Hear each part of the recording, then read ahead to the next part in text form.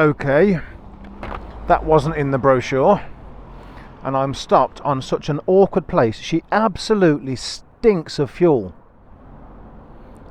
Absolutely chucking out the fuel here. So she was leaking, and there's a little bit of fuel just there. But before I moved her forward, that's all her fuel as well. So she's definitely got a problem. So I tried to start the bike again.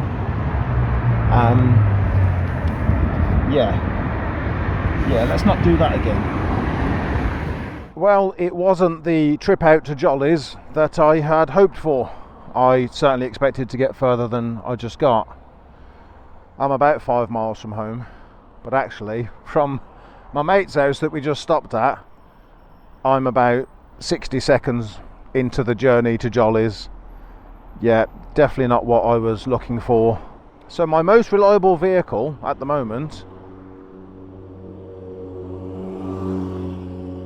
bearing in mind that my Mini hasn't been anywhere in a decade, my 106 doesn't have a cylinder head, my 306 has been an absolute pain, except for the last 9 months he's actually been alright, but other than that he's been an absolute dog.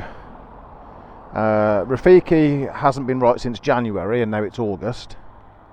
So my most reliable vehicle was a 19-year-old sports bike, and now I'm getting deja vu from when I first put her on the road, because of course we did one journey to paint and bike night, and the next day she was leaking fuel. So you're taking me back in time, Laren. Now do I ring the AA, or do I push my bike back to my mate's house and try and find the fuel leak? Because I can get the fairing off. She's got an Allen key underneath her seat, so I could get the fairing off. I'm just in a really shit place here. Of all the places to break down, I mean, I guess it could be worse, but this is not ideal. There's what's wrong. Yeah. And that one.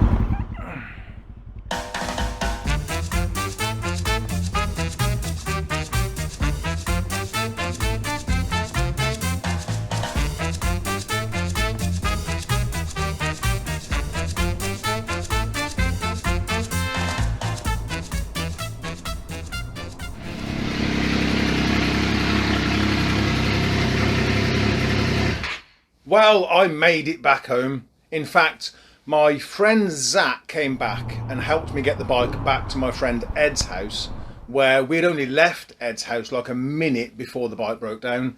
So Zach helped me get the bike back to Ed's house, then he helped me figure out what was wrong with it. I took the fairing off the left hand side, put the ignition on, didn't even have to crank the bike. The minute the ignition went on and the fuel pump primed, the fuel just started out. It was coming out from directly underneath the tank. So then we lifted the tank and found that the main pipe from the tank, it has a plastic connector and it is just push fitted into place. But there's these two clips that you have to push down to get the connector back on. One of those clips had broken, probably gone brittle over time. 19-year-old sports bike, so I guess it's going to happen. So we got the pipe back on, but I wasn't really convinced it was going to stay on. So then Zach went and found me some cable ties, and so the bike is running on the strength of 2 cable ties. And I made it home thanks to Zach's help and Ed's tools and Ed's cable ties. And yes, the strength of 2 cable ties has meant that I've managed to make it back home at least. Now I need to properly get the tank off and see if I can order a replacement connector.